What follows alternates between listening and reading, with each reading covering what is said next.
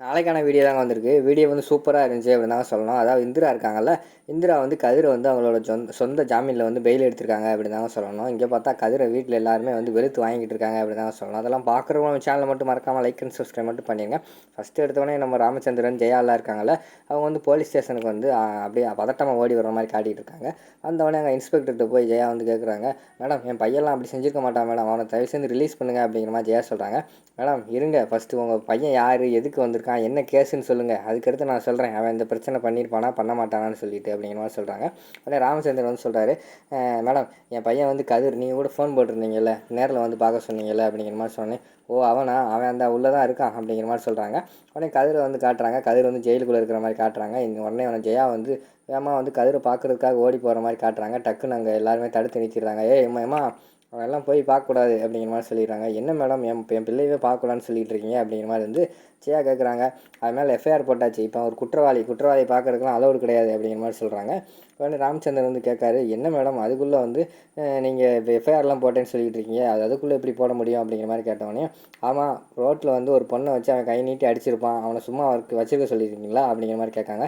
யார் மேடம் அந்த பொண்ணு அப்படிங்கிற மாதிரி கேட்காங்க. இந்த இருக்கால இந்த பொண்ணு தான் அப்படின்னு சொல்லிட்டு சைடில் வந்து கை காட்டுறாங்க. அங்கே பார்த்தா பக்கத்தில் வந்து நம்ம இவர் ரோசி இருக்கிற மாதிரி காட்டுறாங்க. ரோஷியை பார்த்த உடனே இங்கே ஜெயாவுக்கு வந்து பயங்கரமான கோவம் வந்துடுது. இவளா அப்படின்னு சொல்லிட்டு கையை ஓங்கி அடிக்க போகிறாங்க. மேடம் இருங்க, உங்கள் பையன் என்னடானா அந்த பொண்ணை வந்து ரோட்டில் வச்சு அடிச்சிருக்கான், நீங்கள் என்னடானா போலீஸ் ஸ்டேஷனில் வச்சு அடிக்க போகிறீங்களா, பாருங்கள் உங்களையும் தூக்கி உள்ளே வைக்க போகிறேன் பாருங்கள் அப்படிங்கிற மாதிரி வந்து அந்த இன்ஸ்பெக்டர் சொல்கிறாங்க. உடனே ராமச்சந்திரன் சொல்கிறாரு, மேடம் இந்த பொண்ணால் வந்து எங்கள் வீட்டில் 1008 பிரச்சனை இதுக்கு முன்னாடி வந்திருக்கு, எங்கள் பொண்ணால் எங்கள் குடும்பமே சீரழிஞ்சு போயிருக்கு, அதனால தான் என் பொண்டாட்டி வந்து கோவப்பட்டா, இனிமேல் அவள் அப்படிலாம் பண்ண மாட்டான், மன்னிச்சிக்கோங்க மேடம் அப்படின்னு சொல்லிட்டு, இப்போ என் பையனை என்ன மேடம் பண்ணுறது, எப்படி நாங்கள் வீட்டுக்கு கூட்டு போகிறது அப்படிங்கிற மாதிரி கேட்காங்க. வீட்டுக்கெல்லாம் கூட்டு போட முடியாது சார், நாங்கள் வந்து எஃப்ஐஆர் போட்டோம், அது மட்டும் இல்லாமல் இனிமேல் கோர்ட்டில் தான் நாங்கள் கொண்டு போய் ப்ரொடியூஸ் பண்ணுவோம், நீங்கள் டேரெக்டாக அங்கே கோர்ட்டில் வந்து உங்கள் சைடு ஏதாவது பேசணும்னா பேசி அதுக்கடுத்து நீங்கள் வேணால் வீட்டுக்கு கூட்டி போங்க அப்படிங்கிற மாதிரி சொல்லிகிட்டு இருக்காங்க. அப்போனா அது வரைக்கும் இங்கே தான் இருக்கணுமா அப்படிங்கிற மாதிரி ராமச்சந்திரன் கேட்காரு. ஆமாம் இங்கே தான் இருக்கணும், வேறு வழி கிடையாது, முதல்ல கிளம்புங்க அந்த இடத்த விட்டு, எனக்கு மற்ற வேலையெல்லாம் இருக்குது அப்படிங்கிற மாதிரி வந்து இன்ஸ்பெக்டர் சொல்கிறாங்க. உடனே என்ன பண்ணுறது அப்படின்னு சொல்லிட்டு ஜெயா வந்து என்னங்க வக்கீலுக்கு கால் பண்ணுங்கள் அப்படிங்கிற மாதிரி சொல்கிறாங்க. உடனே ராமச்சந்திரன் வந்து வக்கீலுக்கு கால் பண்ணுறாரு. ரொம்ப நேரமாக வந்து வக்கீலுக்கு ஃபோன் போட்டுக்கிட்டே இருக்காரு. ஃபோன் வந்து அவருக்கு போகவே இல்லை. ஜெயா வக்கீலோட ஃபோன் வந்து அவுட் ஆஃப் ரீச்ன்னு இருக்குது, அதாவது டவரில் போல், இப்போ என்ன பண்ணுறதுன்னு தெரியலையே அப்படிங்கிற மாதிரி சொல்லிட்டு புலம்பிக்கிட்டே இருக்காங்க. ஏமா இங்கெல்லாம் நிற்கக்கூடாது, முதல்ல வெளியில் போங்க அப்படிங்கிற மாதிரி வந்து அந்த இன்ஸ்பெக்டர் சொல்லிடுறாங்க.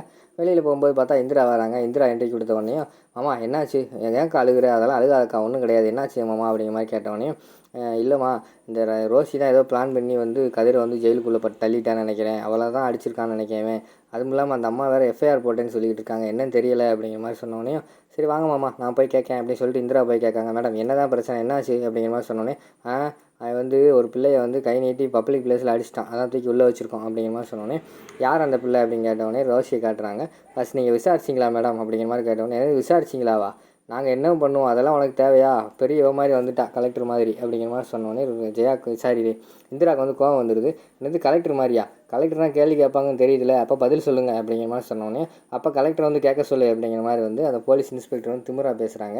உடனே இந்திரா வந்து டக்குன்னு அந்த ஐடி கார்டை எடுத்து காட்டுறாங்க. இங்கே பாருங்கள் மேடம், நான் தான் அந்த காஞ்சிபுரத்துக்கு ட்ரைனிங்காக வந்திருக்கிற கலெக்டர் அப்படிங்கிற மாதிரி சொல்லி காட்டினோடனே உடனே டக்குன்னு பயந்து போய் அந்த இன்ஸ்பெக்டர் வந்து எழுந்திரிச்சிட்டு, வணக்கம் மேடம், சாரி மேடம், கொஞ்சம் திமிரா பேசியிருந்தால் மன்னிச்சிக்கோங்க அப்படிங்கிற மாதிரி சொல்கிறாங்க.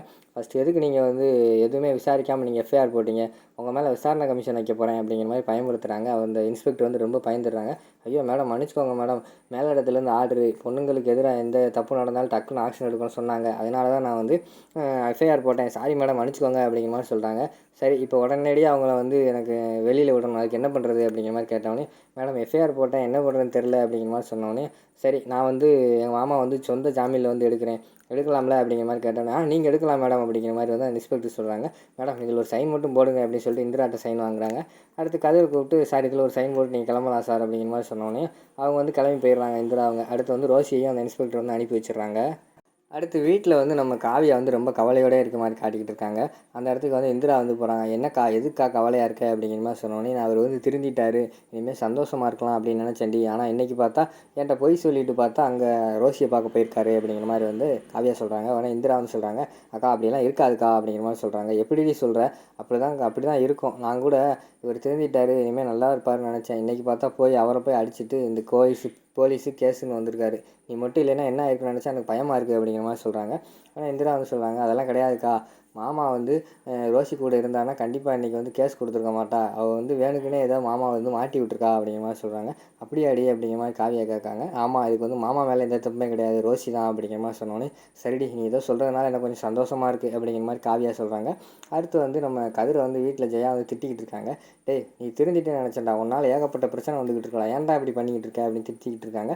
உடனே கதிர் வந்து சொல்கிறாரு, அம்மா நான் கிளைண்ட்டை தான் பார்க்க போனேன், அவள் தான் இடையில வழிமறிச்சு என்னை ஃபஸ்ட்டு அவள் தான் அடித்தா, அதுக்கடுத்தாமல் எனக்கு அடிக்க வேண்டிய சூழ்நிலை ஆயிடுச்சு, நான் அடிச்சிட்டேன் அப்படிங்கிற மாதிரி சொல்கிறாங்க. என்னத்தையாவது சொல்லிக்கிட்டு இருக்காடா பொய் அப்படிங்கிற மாதிரி வந்து ஜெயா சொல்கிறாங்க. உடனே ராகினி வந்து சப்போர்ட் பண்ணுறாங்க.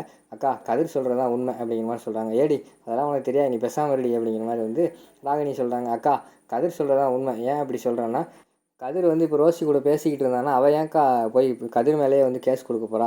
கதிருக்கும் ரோசிக்கும் சம்மந்தமே கிடையாது, வேணும்னே சொல்லி தான் அவள் வந்து போலீஸில் மாற்றி விட்டுருக்காக்கா, அதனால் கதிர் வந்து நல்லவன்க்கா அப்படிங்கிற மாதிரி வந்து ரோசி வந்து கதிருக்கு சப்போர்ட் பண்ணுற மாதிரி காட்டிக்கிட்டு இருக்காங்க. உடனே ஜெயா வந்து என்னமோ எனக்கு என்ன பண்ணுறதுனே தெரியலை அப்படின்னு சொல்லிட்டு அவங்க ஒரு பக்கம் புலம்பிக்கிட்டு இருக்கிற மாதிரி காட்டிக்கிட்டு இருக்காங்க. அதோட பார்த்தீங்கன்னா அந்த எபிசோட வந்து முடிச்சிடுறாங்க.